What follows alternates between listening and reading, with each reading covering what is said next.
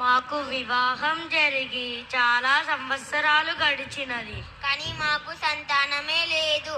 మా సంతానం కొరకు ఏమి చేయాలో మీరే సెలవివ్వండి స్వామి.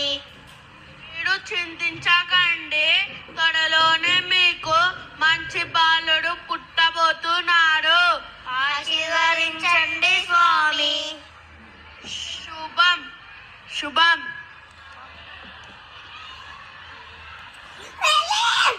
5 సంవత్సరాల తరువాత. నమస్కారం గురువు గారు.